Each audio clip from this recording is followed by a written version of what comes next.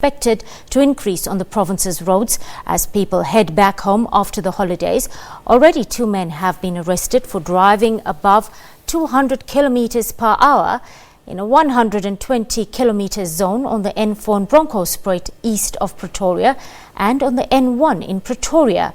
Our reporters earlier spoke to Gauteng's Traffic Police Department of Community Safety spokesperson, that's Obed Sibasa.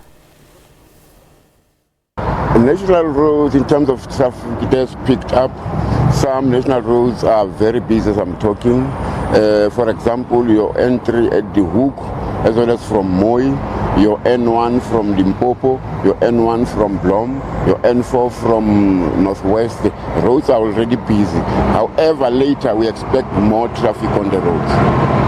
And we are right now at the Pumlani Plaza. It doesn't look that busy. Roughly how many vehicles are passing through now? Pumalani, we're counting plus minus 8,022 motor vehicles. However, if you compare with the N3, we're counting 1,576. The lesser amount is on the N1 from Bloom, which we believe also that it is going to pick up. The N4 from that is in Mpumalanga, it is also currently busy. We're counting 1,006 motor vehicles per hour heading Gauteng.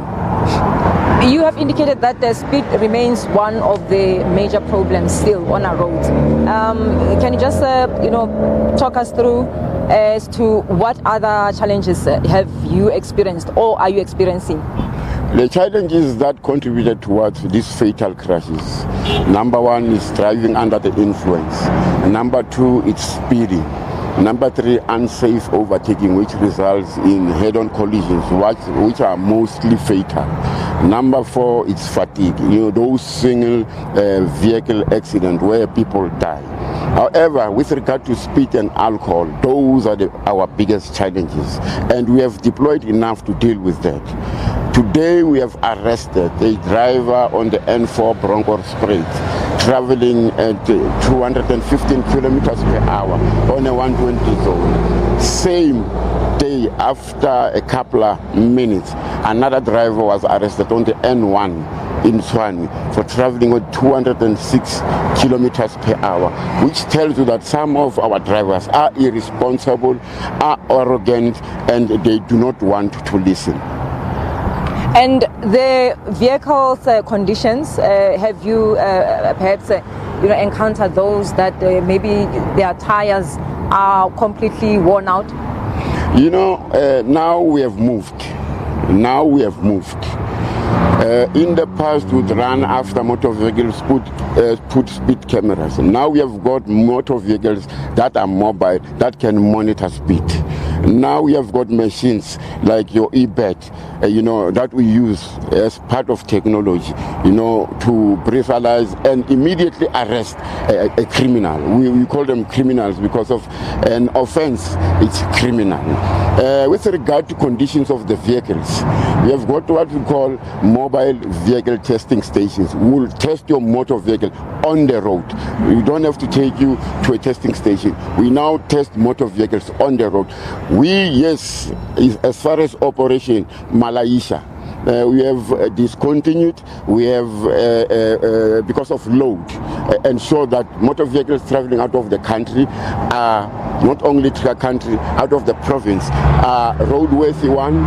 The load is the correct load. No overloading. The car must be fit to transport whether goods or passengers, not a combination of the two. And that is the other problem that remains is that of pedestrian killings on the roads. That is our hugest challenge. Being the biggest challenge, if you look at our stats, 50-60% of the people dying on our roads are pedestrians. One, pedestrians are on freeways. They walk along, they cross freeways, which is extremely dangerous. Two, public passenger transport operators drop off pedestrians on freeways as well. We don't have bus stops or taxi ranks on freeways. That must be corrected. Three, pedestrian abuse alcohol and after use the road, which is illegal as well. Now, be it a pedestrian or a passenger in a stationary or a motor vehicle that is moving, we find you consuming alcohol on a public road. That is in terms of the Liquor Port Act, that is illegal, and you are definitely going to arrest you.